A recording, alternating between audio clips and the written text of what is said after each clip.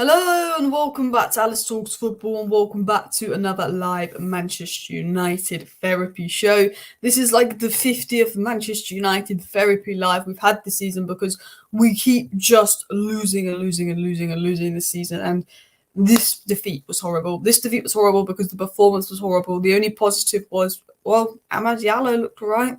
He still was a goal. It was a horrid performance from start to finish. There really wasn't much positive to take, and then it just felt worse by the fact that it was, again, another loss where you think, well, you took off Mainoo, you brought on McTominay, you've done it to yourself. And someone said to me, what is the problem at Man United, Alice? Is it the manager? If it's the players, is it the owners? It's a bit of everything. Injuries, recruitment, the amount of money we spend on players that aren't good enough. Why is Ten Hag having to be responsible for scouting and recruitment? People blame Ten Hag, but Ten Hag shouldn't have been responsible for recruitment, and we shouldn't have got Anthony in the first place. We've got players that aren't good enough to be anywhere near this starting 11 that we can't seem to sell on because of poor recruitment. We've got injuries, we've got crisis, we've got players with attitude problems, we've got a board ownership that doesn't care, and we've got a manager that is getting his tactics wrong. And there's so many issues at Manchester United where I don't really know where to start. For me, it was very obvious today. I think today's game was the point where I said, you know what? I've tried to be patient with Anthony, give him time. We don't play a system that suits him. He needs runners around him. But just seeing Anthony hold up the ball and how long he takes and how he has to take 50 touches and he slows down the game every time he gets the ball and he gives away the ball and he's predictable and he's so one-footed. And Diallo comes on and he only gets a little bit of the ball, but just the difference in quality between Diallo and Anthony. I'm done with Anthony. The thumbnail of my last video is get him out now in regards to Anthony. I'm fed up of it, and I actually saw something that I think was a very good way to explain this whole situation, which I've just retweeted now, and I want to share this with you guys on my screen. I think this guy sums it up quite well, because I don't really know where to start, and I don't really know how to sum up this performance, but I just saw this here, and he said this. Oh, don't just put that mark. He said these players will throw any and every manager under bus, as proven, but Ten Hag absolutely not helping himself. The players have dug themselves a grave and he's jumping into it head first. Sad times. And I think this sums it up really well. I've said with you guys, Ten Hag to the end of the season, and then we assess at the end of the season. Right now, I understand why people are Ten Hag out 100%. He is doing it to himself. The McTominay obsession, the Anthony obsession. I get why people are Ten Hag out, and if you're Ten Hag out, 100%. Understand. I'm with the stance of right now, I'm almost treating Ten Hag as like an interim to the end of the season, and then at the end of the season I'm going to assess. I'm going to wait for Martinez, Casemiro, Mount, all these players to come back. If you sat Ten Hag now, you let these spoiled players win, you let these stubborn players win. The season is pretty much over anyway, and if you bring an interim in, you let the spoiled players win. I'm not interested in sacking Ten Hag and bringing an interim to the end of the season. I will give Ten Hag to the end of the season because Ineos have just come in. Ineos need time to ratify what's going on at United, change the structure, bring in the people that need to be brought in, make some changes at United. By the time we get to the end of the season, Ineos would have been here a couple of months. They would have been analysing the squad, doing the groundwork, analysing the staff, probably bringing in a new team on recruitment, probably getting rid of Merton, maybe bringing in someone like Ashworth. Then in May, June, at the end of the season, we make a decision on Ten Hag. We make a decision on, is this continuing? As Ten Hag given us enough to think we can back him in the summer if we're Ineos, or does he need to go? Look, at the end of the day, I'm fed up with Ten Hag, I'm fed up with the tactics. He is not helping himself, but as I've said, I will give him to the end of the season. But right now, it almost feels like Ten Hag's an interim to the end of the season. If it goes this way, he'll be sacked. If he continues to be stubborn, if he continues making the same mistakes, we'll be sacked. And the reason I say that Ten Hag's gone, he's going to be sacked, is because the thing that's frustrating me the most is I feel like we're making the same mistakes over and over and over again, the same problems, conceding goals from cutbacks to today, the rest defence, how we're so easy to run through and transition against in midfield. The attack is not scoring, the midfield has no balance. And I'm losing it with Ten Hag a little bit because I think, well, the midfield has no balance when you play McTominay, Eriksen, Bruno, but you're doing that. You then start, and don't even get me into this, he then goes on after the match saying it's a tactical reason he subbed Mainoo off for McTominay. He's glad he did that. He thought we got a better when McTominay came on, this and that, when McTominay's at fault for 2 of the goals we conceded, like on the transition. But it's like we're making the same errors. It's the same people playing. It's the same Anthony doing nothing. It's the same McTominay impacting the balance. It's the same poor substitutions from Ten Hag, the same players playing the favouritism. the same everything, the same conceding goals from cutbacks, conceding goals from set pieces, and we're making the same mistakes over and over again, that it's almost at the point, well, he's going to get sacked if this continues. And while I think that I don't want these players to win and that these players are a big problem and they will throw every manager under the bus, I think things like recruitment, you can't blame Ten Hag for, because that's not his job. Yes, we spent a load of money on Anthony. Yes, we spent money on Mount, and maybe we didn't need those players. But you can't blame Ten Hag for that. That's not meant to be his job. But it is that sort of situation right now. It almost feels like, okay, well, Ten Hag's stubborn. He's not going to change this. He keeps doing this. It almost feels like in my mind, is Ten Hag like an interim to the end of the season? Then Ineos bringing their manager come into the season? Because I'm not interested in sacking him and bringing an interim, because that's all we'll do. Sack him if Pep Guardiola wants to come manage Man United. Sack him on the spot right now. But there's no one available that will manage Man United right now. So give Ten Hag to the end of the season. Give him time. See what he does when the players come back from injury. And we need to get these players out. We need to change the board. We need to change the recruitment. But Ten Hag may have to go with them. And you know me, I've always been very positive to Ten Hag, because I know the players are a big problem. But Ten Hag may have to go with these players at the end of the season if this continues, because I don't like to be this negative about Ten Hag, but the substitutions were inexcusable today. This whole, I'll take Mainoo from McTominay, and all of a sudden we lose control of the game and there's no balance in midfield yet again.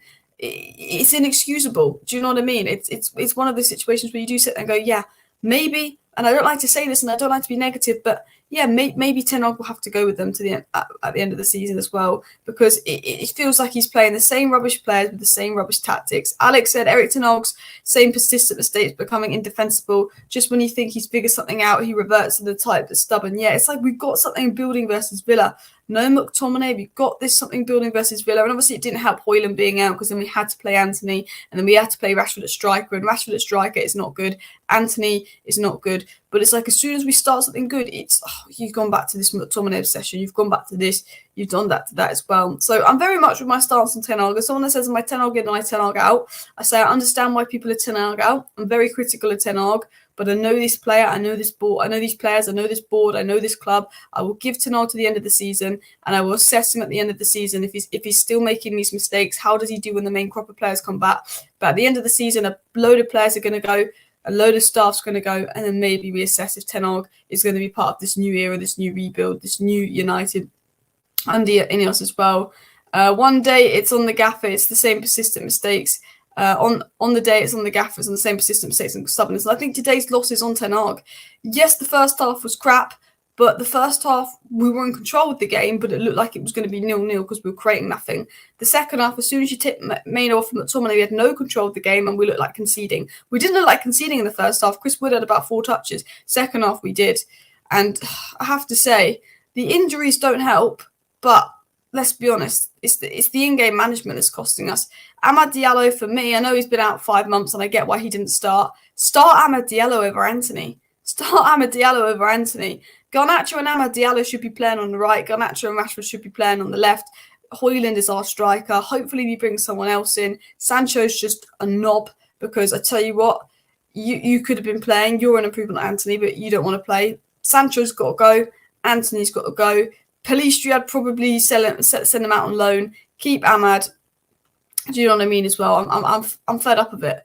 The attack ain't good enough. The midfield ain't good enough. The defence has got injuries. We need investment. We need new recruitment. We need new board. We need new everything. We need new owners. But I tell you what, we need to get rid of a lot of those players. 6 months into the season, he's making the same mistakes. Someone said can't blame for Ten Hag for that. Wow. I partly blame the players. The lack of effort, the lack of intensity is on the players, but the tactics by Ten Hag were poor. The way we were set up tactically, the way we were positioning ourselves is on Ten Hag. So it's a bit of both, but I think Ten Hag's man management, again, lost us the game as well. 100%. Big up everybody in the chat. Please do smash that like button. Of course, subscribe down below if you're new. Can everybody in the chat let me know if they're Ten Hag in or out? Just put Ten Hag in or Ten Hag out in the chat. I'm really interested to know your stance and sort of the percentage wise of that as well. Taking Mainoo off was a joke. It was. Now, I do actually want to get something up. Before I get into the comments that Ten Hag said that I want to complain about, because I do want to rant about a few things that Ten Hag said, and I think the titles, I can't believe Ten Hag said this, and I do want to dive into this. I do want to quickly say this. So Samuel Lutkers basically put out a report saying that, and I can get it up if you want. He said, I'll show you this. So I want to just give context for this, because we don't want to be super negative. But this is what sort of Samuel Luckhurst had said. Ten Hag confirms Mainoo's removal was tactical, says he has no regrets about decision. So that's what we got. That's the information we got.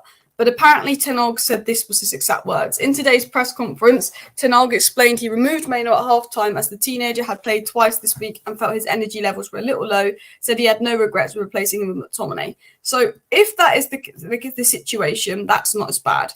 If he took Mainoo off purely because Mainoo was exhausted, he's still coming back from injury. He's played twice this week and he doesn't want to risk him getting injured, all of that. I get that. Not that I ever think it's right to drop Mainoo for McTominay in a game like that and think you've still got a chance of winning. I think it's crazy. So if it was more about, I don't think McTominay's the answer. I don't think McTominay's better than Mainoo, but we needed some more energy. To an extent, I get it, but I would have taken Eriksen off. Eriksen had less energy than Mainoo today. Eriksen out of possession is worse than Mainoo. If that was the case, I would have taken Eriksen off and not Mainoo because we need at least one natural DM if we want to have any kind of control in the game. But I just think taking Mainoo off for McTominay is inexcusable. I know that Mainoo was tired. I know he's played a lot, but if he's not injured, if he can play, you lose the game because all of a sudden you've got two natural number 10s and a box crashing 8 sort of playing in a midfield 3. And you then can't grab control of the game. All of a sudden, build-up gets worse. And when you don't have control of the game, when build-up gets worse, you almost create less chances. And we didn't create anything. I remember we're at the 69th minute and we had an XG of 0.09. And all it was the low hitting the post and a crappy Wan-Bissaka shot. It was all these sort of things as well. But I did want to sort of highlight that it might be something to do with Mainoo just maybe not being 100% in terms of being able to run and stuff. But it's just tactical reasons. It makes no sense. I did think Gary Neville made a few good points today. Gary Neville did say that Anthony's like Riyad Mahrez, and I don't know what Gary Neville's on. And Gary Neville did say some very interesting points today. But one thing that Gary Neville did say is that there's too much responsibility being handed to Ten Hag on transfers. And that's not Ten Hag's fault. That's due to the competence of those at the club. We shouldn't be turning on Ten Hag because Anthony hasn't worked out. Yes, he's familiar with this, but at Ajax, Ten Hag wasn't given this freedom. And I think Gary Neville was right with that and what he was saying as well. Alice, was anyone good today? Amad Diallo was probably the only bright spot. Like, if there's a bright spark, it would be the fact that at least we got to see half an hour of Amad Diallo. At least we got to see a goal. I mean, that's probably what I would say the bright spark was. But I do want to get into a bit of a rant about this and what Ten Hag has said. So this is what I read, and I just thought, what are you on? You know, when you read something and you think, what on earth? So this is what Ten Hag had to say on McTominay. Ten Hag said this. He said, Scott McTominay brought energy. I think the second half was much better on our side. The first goal, when you analyse it well, has nothing to do with the midfield. The second goal came from poor communication. So Ten Hag is basically saying, yeah, I'm happy I brought on McTominay for tactical reasons. I think the second half was a lot better. You know, the first goal, when you analyse it, has nothing to do with midfield. The second goal came from poor communication.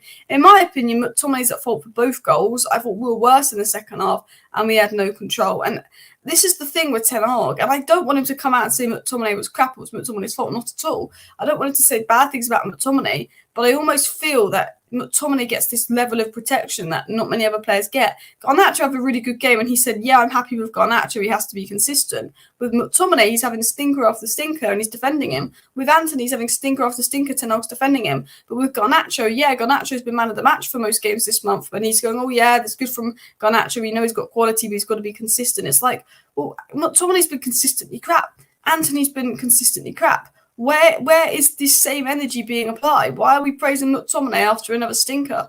I really don't get it as well. McTominay scores a goal and masks his performance. That same thing happened to Rashford. Our attack is so bad. Only two players the attackers cared about was Garnacho and Ahmed off the bench. I somewhat agree. I think that Rashford is a good player in moments, but Rashford's either really good or really bad. I think today I'm not going to go in on Rashford because he had zero service. He was in the Højlund role, zero service. And the one bit of service he did have was quite a good finish into the back of the net from Garnacho. That was his first touch in the box. So I'm not really going to go in on Rashford today. But what I will go in on Rashford is his body language, his work rate, his attitude to losing the ball. Rashford's body language is particularly embarrassing as well. He can't blame injuries. All clubs in the league have 5-6 injuries a month. Look at Newcastle, not being funny. He's not doing anything to show he's the right manager. I agree, injuries doesn't help, but Spurs and Newcastle have been hit by injuries just as bad as us, and they still play better. At least when Spurs are losing, you see them playing good football under Ange. At least Newcastle, you've seen them play good football for at least 50% of the games this season. But with United, we haven't even seen good football bar a bit of the Chelsea game. The Crystal Palace Carabao Cup game doesn't really count, and a little bit of that Aston Villa game in the second half. They're probably the only 3 matches we've actually played good football in as well. Need to get Ahmad integrated. Yeah, smash the like if you want to see Ahmad in the squad and integrated more. I'm just having a look. In, out, in, out, in. Yeah, in, out. So very 50-50 on the Ten Hag ins and outs in the chat, by the way. Very 50-50. And I get it either way. I'm very much just like, I'm going to assess Ten Hag at the end of the season. That's what I think as well. Mainoo for Dan Gore, never Tom. Well, Dan Gore couldn't play in Mainoo's role, but I did think actually when we were in like the 70th minute, I thought take Eriksen off and bring on Dan Gore, man. I generally thought take Eriksen off and bring on Dan Gore.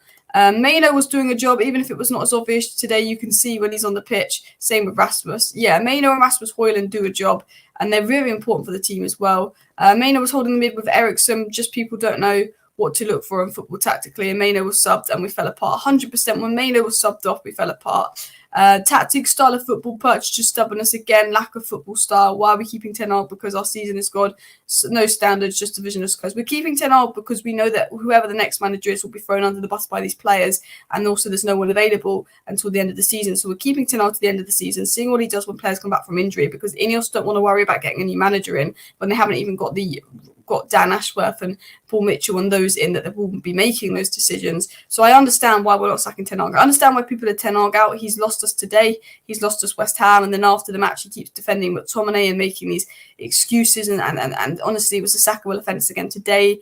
The way we've been this season, it's sackable. 100% get why people are Ten Hag out. But I'm just saying, I'm just personally giving him to the end of the season myself. I'm not happy with him. I'm critical of him just because we've got so many issues that need to be solved as well. And I don't think he's a bad manager, but I just think his stubbornness, you can't afford to be this stubborn in the Premier League as well.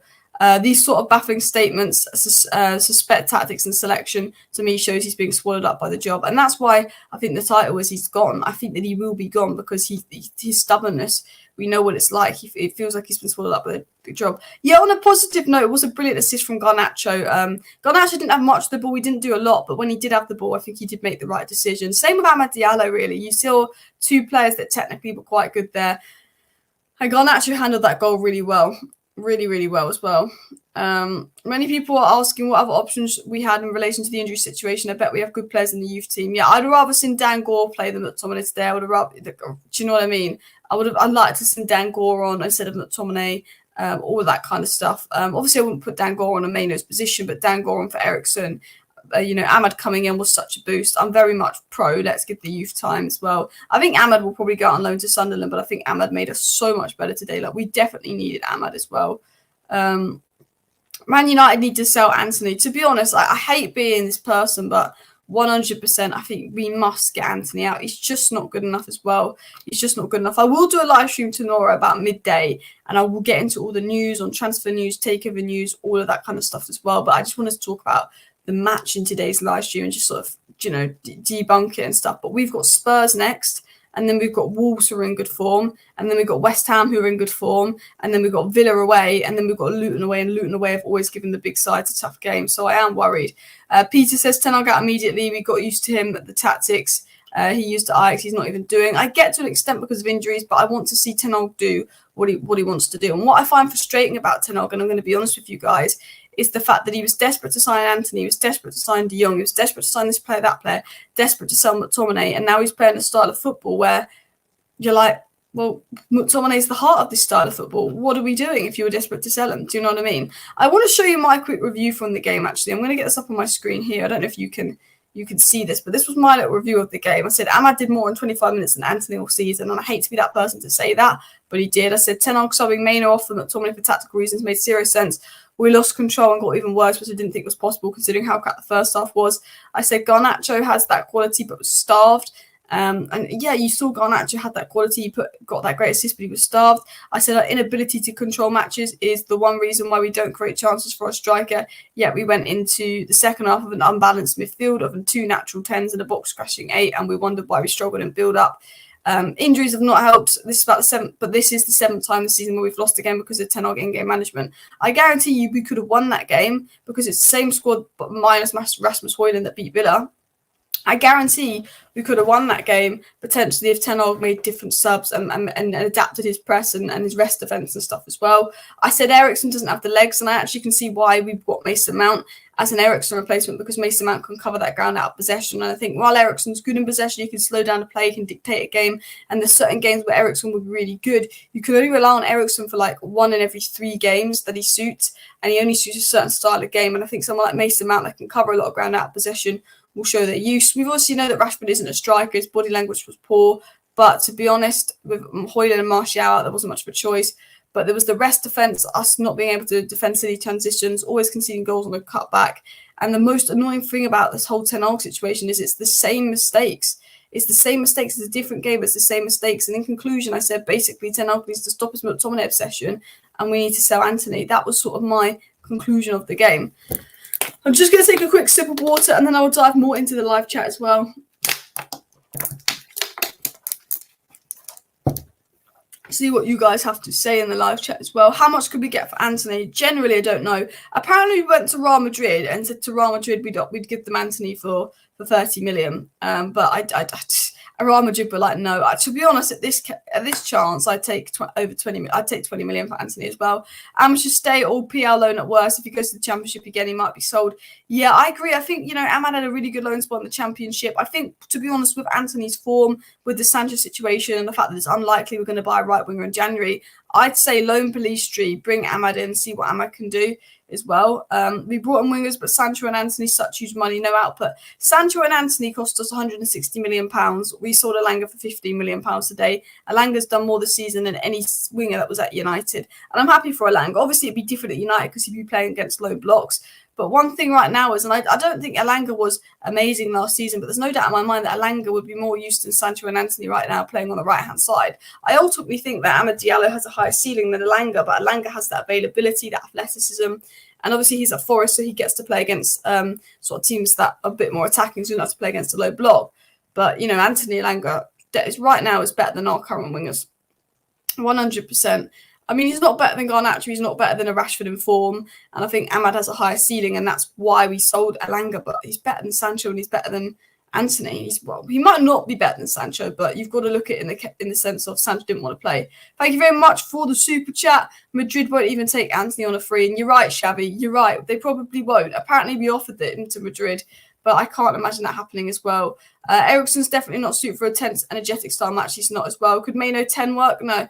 I even want to see, there's 2 midfields I want to see at United. I either want to see Casemiro, Mainoo in the pivot with Bruno ahead in those sort of difficult games, those big games. And then those games where we're coming up against a low block, I want to see Mainoo, Mason Mount, Bruno. Now, I don't know if Mason Mount will be good enough for United, but I actually thought he had some moments where he looked quite good. I think that he does more off the ball than Eriksen, and I think in terms of off the ball athleticism, that's what works. So that's what I want to see. And then obviously I want United to get a midfielder, a 6/8 hybrid that's kind of like Amadou Onana or Wifer in the summer would be nice as well. Big up, Alice. Diallo did look hungry when he came on. Ten Hag has changed his philosophy, and that's a sackable, hence, as that's not why United hired him. I think he's just adapting his philosophy due to injuries. He did say that this isn't the way he wants to play, but I get what you're saying. Guys, do smash the like button and of course subscribe down below if you're new. I go live every single evening on the channel, keeping you guys up to date with all the latest Manchester United news, transfer news, takeover news, and more. The one positive was Diallo, and to be honest, while Ten Hag was bigging up the performance and sort of bigging up the performance and McTominay in his post-match comments, which I was like, what is Ten Hag on? Ten Hag did say that Diallo was the biggest bright spot today. Diallo has been out for over 5 months, very long injury, and I'm glad he's back, and it was nice to see him get involved. Because he had a good performance. He didn't get loads of the ball, he was star, but when he was on the ball, he kept it nicely. And you could just see that Diallo was just smarter than the rest. I know it sounds bad, but you could see Diallo was just smarter than the rest of our squad. He had the ability to be a level ahead of the rest of our squad. He was very bright, he was very smart, and although it was only a small cameo, he just showed he had a better IQ. Like, that is his first competitive minutes since May. This is Diallo's first competitive minutes since May, and he already done more than Antony has all season. Diallo looked a level above everyone else. Diallo's football IQ looked way higher than everyone else's. And do you know what? I might do a video on that, actually. Let me write that down. Video on Diallo.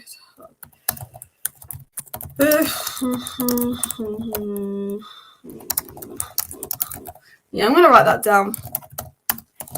Might do a video on Diallo and talk about what we had to United, because I think, to be honest, we saw some bright things. And let's have a poll for Ten Hag in, Ten Hag out. Yeah, let me sort that out, actually. Do you know what? That's a smart idea. Let me get a poll up. Now, it always takes a while for me to get a poll because YouTube just is... Because I have to go into YouTube and basically watch my video to then start a poll, because I can't do it through StreamYard, which is the software I use. But I'll do a Ten Hag in, Ten Hag out poll for you guys as well. Yeah, I'll grab that up for you. Just thoughts on that as well. Alice Erik Ten Hag said he's not going to play the Ajax side for United. One of the main reasons bringing Erik Ten Hag is attacking football. He's going to play not the exact same way, but he wants to play the style of football that is similar to what he played at Ajax. And to be fair, he can't quite do that because of the injuries he's had at United and the lack of backing, like never getting Frankie de Jong in his first season. He had to adapt. But at the same time, I think I want to see what he wants to do. I get that he's got to adapt. Not the way he wants to play. You know that we wanted McTominay in the summer, so why are you building a team around McTominay? Do you know what I mean? It's like, yeah, like I know you can't set where you're going to play, and you're probably going to have to adapt a little bit to the players we have, and you work back. But it's like he's not playing style at all. If he was playing a bit of a style, we can understand what his work was. That's fine. But he's not. He's playing McTominay, who is now really important. It's crazy. He wanted Mount, he wanted Amrabat, and he never played. He was fit as well. Ten Hag has to be careful with words. He routinely takes points at other players, but protects the underlying ones. Yeah, I don't know why he does that. I don't know if he does that because he's like, okay, well, these players load enough stick as it is online. I'm going to protect them, or I don't know if it's a favoritism thing. I'm not sure, because it's like he will take digs at our best players, but like what's it called? Anthony's untouchable. McTominay is untouchable, but Garnacho even take a dig at Casemiro, take a dig at. Okay, Ten Hag. My audio's off. Is my audio okay now? I hope my audio is okay. Can you hear me? Ten Hag in or out? I'm going to ask you guys in the chat. Ten Hag in or out? Just in the super chat as well. It must have been because I opened my YouTube video to do the poll that my audio just went. That sometimes happens. Probably because I opened the YouTube video to do the poll. So hopefully the audio is fixed now. Sorry about that. But I do have a super chat here that I quickly want to get into and read this out quickly. Thank you very much for the super chat, NS Sports. Do you see Rasmus Højlund as a future 20-goal season striker? Yeah, I think he's got. I think he has it in him. I think I can't hear. Can you hear me now? Tell me if the audio's back. I think Højlund's got the ability and the traits to become a 20-goal striker. I think if he goes to a Manchester City, he can definitely do that. I think at a United, with the way we're playing right now and the direction of this club, that won't happen until we actually play like a team that can create chances for a striker to get 20 goals. But I think if you put a Højlund in an Arsenal, you put a Højlund in Liverpool, and you put a Højlund in Man City, he's got that potential to be a 20-goal season striker. Not right away. I don't think he would go and get 20 goals this season because he's young, he's raw. But I think in a couple of years' time, if he was in this Liverpool, Arsenal, Man City squad, he could be a 20-goal striker. I think at United, he's proven he can get goals, and I think he has it in him. Definitely he's got the potential in him. We'll see. It's good now. Okay, the audio's fine. Okay. Audio's fine. I don't know what happened with the audio. It must have lagged out when I was trying to get the poll up. Does that sometimes. But 143 likes, guys, so let's go for 300 likes. So please do smash that like button as well. 14 defeats this season. Don't these players have any respect? I can't see any of these players getting called up for international games. Well, I could see Garnacho and Bruno and that. But yeah, it's not been good enough. I think when you actually look at it right now and you go, Man United have actually lost 14 games this season, most defeats before December since like 1933. You look at all these records we're breaking and you do think, well, this is unacceptable. And Ten Hag will get the blame and he will get most of the blame. And today his tactics were massively at fault. His substitution massively at fault. But you have to question the players, the work rate, the desire sometimes. Some of them just aren't good enough, to be fair. Like, they just aren't. I don't think Anthony will ever be good enough to play for United. I don't think, McTominay's good enough to play for United. I don't think Lindelof's good enough to play for United in terms of the United that we want to be. If we want to win titles, they're not players that are going to be part of our team. That's what I think. And I think, to be honest, it's embarrassing because the players need to do more. They need to step up. They need to put more effort in. The manager's not helping himself, and we don't even need to talk about the recruitment and the debt and the money spent as well. Ahmad was ideal for today's match type. We need more patient technical types like him. Yeah, breaking down a low block. Anthony gets the ball, has the opportunity to play it fast, be direct, run at his man, take him on. Anthony takes loads of little touches, takes like 4 touches and 5 attempts to get past his man, and then the whole of Forest is back behind the ball, and Anthony has to pass it backwards or tries to pass it forward and gives it away. Amad Diallo gets the ball, does a few one-touch passes, moves in and out, moves the ball quickly, breaks down the team much better. Garnacho's direct. Even Rashford on the wing would have been direct. I mean, I just don't know what Anthony was doing today. It was just slowing us down. It was making us worse. He always tries to make himself available. He always tries to get on the ball, which you can't say about other players. But when he was on the ball, he just did nothing. Alice, I'm curious to know, who do you drop out of Evans and Varane and Martinez is back? Well, obviously Evans. I think Johnny Evans has been fantastic. I think Johnny Evans was probably our best player today. Didn't put a foot wrong. But Varane and Martinez is our best centre-back pairing. If everybody's fit right now, I'd play a starting 11 of Onana, Varane, Martinez, Wan-Bissaka, Shaw, Casemiro, Mainoo, Bruno, Rashford, Højlund, Garnacho, with Amad Diallo sometimes coming in on the right-hand side, depending on sort of Rashford, Garnacho's form, and Mason Mount coming in some games for Casemiro where we've got more of the ball. That's what I'd be doing personally myself as well. Liverpool win the league and United will fight relegation. Unlucky Alice, don't cry. We're not going to fight relegation. We're not that bad, but we are pretty bad. It feels like I wouldn't be surprised if Chelsea finished above us this season. Chelsea sort of getting their stuff together. We look like a mess. And to make it worse, I don't think we're even going to do anything in January. I don't think we're going to do anything in January. I don't think we're going to do anything interesting in January to kind of just make the whole situation worse. I think it's going to be a big mess in the January window as well, from what I'm sensing. We're looking at like just poor players as well. What on earth? What on earth? What is that going on there? Yeah, sorry. I was just... We have too many transition / Hollywood types. I agree. It's just... Sometimes I just look at us, and I know we've had injuries and it doesn't help, but I just think, what are we building? It's like, well, you wanted Anthony, you wanted De Jong, you were desperate for this kind of player. You started to play this way, and then now we're playing with players that you wanted sold and not playing with the players you wanted brought when Mountain and Amrabat was available. I sometimes sit there and think, well, what are we trying to do?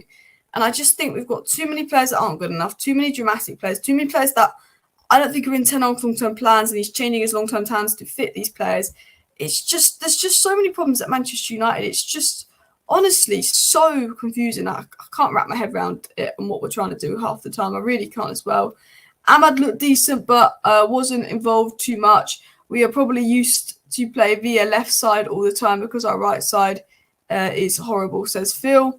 I think what happened is Nottingham Forest know that we're weaker on the right. They know that Anthony and Wan-Bissaka is going to be less of a threat than Diallo and Garnacho. So the way Nottingham Forest set up, and it was really smart from Nuno Espirito Santo, was the way Nottingham Forest set up. You could see that they were pushing us onto the left-hand side. You could see Forest were constantly pushing us. They were constantly pushing us to play down the right-hand side, which is their left-hand side. We barely got the ball on the left-hand side to Garnacho or Rashford. The way Forest played, the way Forest pressed, we were always having to move the ball to the right-hand side. And Anthony's predictable. They could deal with Anthony very easy. He's predictable. He's very one-footed. Wan-Bissaka's not an attacking-minded fullback. And I think that's what Forest did quite smart, is that Anthony got the ball, and Anthony had more touches than Rashford and Garnacho combined when he was on the pitch. But that is because of what Nottingham Forest did. They were smart. I think Nuno got it right in a weird sense. I think they were smart, and they sort of pushed us into playing onto the right-hand side because they knew that was the weak thing as well. They knew that was weak. And I think that's worked into their favour, because whenever Anthony got the ball, he slowed down the game. Not much happened. I think it was a tactic from Forest, to be honest, and I think it worked well. So frustrating seeing Rashford every time he got the ball in the first half running to the left wing. So obviously he doesn't want to play up front. Yeah, he's just not a striker. Someone said, to be honest, I get not starting Amad Diallo could have been out for 5 months, and I get that 100%. But someone said, should we just try Anthony centre forward? Because we know Garnacho is better than Anthony on the right, and we know that Rashford's best on the left. So if Garnacho's our best right-sided player and Rashford's our best left-sided player, and Anthony's the other forward available. Should we just try Anthony in the centre forward role and see how he does? And I was a bit like, yeah, I'm a bit like playing Anthony in the middle, playing McTominay in the middle. Let's keep. I'm also at the point where I was like, we should have just kept Garnacho and Rashford on the wings. And I get why he played Rashford striker. It's the most sensible move, but in terms of like a logical sense. But it was like, if Rashford and Garnacho have both had a really good game on the left and right-hand side and Højlund's out, why don't we just get someone to try and do the Højlund role? And do you know what's funny? And I was speaking to someone about it. And do you know one of the reasons Ten Hag's so annoyed with Sancho is because in this exact situation, Sancho would have played in the middle today. If Sancho was available, and that's why Sancho played in the middle in pre-season, because Ten Hag knew he wasn't getting caned by pre-season. It was going to be Højlund. Højlund was going to be his only striker, and he couldn't rely on Martial. So Ten Hag was training up Sancho to sometimes play on the right and sometimes play in the middle. Sancho would have played false nine today if Sancho was around. He would have played false nine, Garnacho on the right, Rashford on the left, but he didn't. Which is such a shame. And the Sancho situation, I'm done with it, but we could have used Sancho this season. We really could have, and it just annoys me, his attitude and everything as well. It's a shame because on our day we can have a go against most clubs, but we fall off so quickly. Yeah, I think the most frustrating thing is, and it's like we had a really good performance versus Villa, and you know, we've had good performances this season, Crystal Palace in the Carabao Cup, but that's Crystal Palace in the Carabao Cup. We had a very good performance versus Chelsea, and we were crap after it. We've had a very good performance versus Villa, and it was like we've got something to build on. When we played our good performance versus Villa, I was like, we played our strongest 11. He dropped McTominay. That's our best front three. Right now, that's our best fit midfield. But realistically, Casemiro, Amrabat, or Mount will come in for Eriksen later on. And it's like all that progress we made versus Villa, it's gone versus Forest. And obviously, from now on, we will be playing one game a week, which hopefully, with the energy levels being low versus Forest, we can build on that. But it's like anything that I thought we learned versus the Villa game, I feel like Ten Hag forgot for this game. It's like, okay, we've learned that, you know, this team's better than this team. This is better than that. And it's like everything I thought Ten Hag would have learned is like he's just dropped that in this game. It's like we've learned that this works and this doesn't, and then Ten Hag goes back to what doesn't work, it feels like. Wan-Bissaka's been poor all season. It's like it's given half effort. Yeah, Wan-Bissaka's been hit and miss. I think Wan-Bissaka's been okay, but there's something not right with Wan-Bissaka. There's rumours that he is going. Maybe his head's not at the club. These new contract talks have stalled. I think that could be. Alice, will we even beat Wigan, says Gaz. Love the confidence from Gaz, but to be honest, will we even beat Wigan? You just know the side. I mean, we did lose to Middlesbrough in the Ollie season, although Middlesbrough basically played basketball and got a goal, and VAR didn't rule it out, which was crazy as well. Someone said Gareth Southgate plays better football. I'm not sure. Gareth Southgate would be McTominay's biggest fan. Let's be honest, he would be as well. Anthony played the last 3 minutes of the first half as a number 9. Did he actually? That was interesting to see. Sancho would be good for us. He would be, but he's got the wrong attitude, so we don't need him near the club as well. Could have tried Bruno false 9, and if we were short, but I guess we were short on CMs. I'm almost at the point where I would have brought Dan Gore on to play Bruno, the one would have played Bruno false 9. Generally, just something. Do you know what I mean? Just something. Would I take Southgate? Absolutely not. I don't think you can have a go at any top club. Aston Villa was only beatable because they are super poor away from home, and they probably played the high line, which played into our advantage as well. Sancho's a country mile better than Anthony, but Sancho doesn't want to play for us, and that's the attitude is the bare minimum, and Sancho won't bring that as well. Alice, do you think there's any truth to the Girassi rumours? Yeah, we're looking at him, but I don't know how much we're looking at him. I know we're looking at him, we're looking at a striker, but I don't know. Because we've got to wait for Ineos to now approve it. Man United are looking at that, but Ineos might be like, well, why do you want Girassi? He's had one good season in the graveyard. If you're a striker at United, it's a graveyard shift. Why don't we look at someone for the long-term project? Why don't we look at getting a better winger in so you're actually going to have service to your strikers? What United need is 2 centre-backs, 2 midfielders. They need. If I'm Man United right now, I would go and sign Inacio to cover for Martinez when he's injured. Because I'm thinking Evans and Lindelof are going to leave. Maybe Varane leaves as well. So you get Inacio and you get Diamond from Sporting, but I don't think we get both. But we get 2 centre-backs, whether it's Todibo, Diamond. And then in the midfield, we want to get a 6/8 hybrid, whether it's an Amadou Onana, whether it's a Wifer. And then we obviously want to get a João Neves, someone like that, to be a bit more advanced and creative in midfield. Then we need a right winger, whether it's a Sule, a Bakayoko, Nico Williams, and Elise, someone that's going to do something. And then you look at striker, maybe someone like Marcus Leonardo, a young striker, to come in and help Højlund. That's what we need at United. Not that I think we'll get that, but I think that's what we need as well. We aren't good creating chances. There's often huge holes in our midfield. We need another number 9, but it won't change much. And that's what I feel like. I feel like United are prioritising another number 9, but I feel like we need a winger and a midfielder before that other number 9 gets into place. For me, I'm happy to go for Todibo. I'm happy to go for Marcus Leonardo. But I do think until we fix the midfield and wingers, that it won't make mass difference. I'm with Alex on that as well. Napoli winner, Kvaratskhelia. Yeah, I like Kvaratskhelia, but he's been hit and miss. But I wouldn't say no as well. Man United should get Mourinho. I do not want Mourinho back as well. Girassi versus Marlon. Who do you prefer? I saw that Marlon could do a shift on the right times. Marlon is probably does. I generally think Girassi is probably better, but then I also think Marlon will do more because Girassi is just going to get no service at United, not score and be Beckhorst 2.0. Whereas I guess Marlon could play on the right if needed. I mean, I don't want any of them. I don't think any of them are good enough, and I think it's very desperate. I think it's very obvious Martial's leading, guys. I think it's very, very obvious Anthony Martial's leading United. He's been ill for 4 weeks. He's not ill for 4 weeks. He's basically just been kicked out, hasn't he? Sancho doesn't want to play. Yeah, Sancho doesn't want to play. Yeah, someone said we could have done with Elanga today. We could have as well. Todibo will choose Tottenham over United. I don't know. He actually wanted to come to United in the summer. We've got the Ratcliffe advantage. He's had talks with Ten Hag for longer. I think Tottenham are more serious about going for Todibo than us, but you just don't know. You just don't know. But listen, people, I'm going to wrap up today's live stream here. Please do hit that like button if you have not already, and of course subscribe down below if you're new. This was Man United Therapy. It's about the 20th Man United Therapy live stream we've done this season, but we normally do a therapy live stream 10 p.m. on match day. If we win, we do just a chit chat live stream, and we could be positive. But unfortunately, we feel like it feels like we're losing a lot more times than we're winning at the moment as well. So yeah. Anyway, please do hit that like button on the way out. Subscribe down below if you're new. Thank you for watching today's live stream. See you next time. Bye.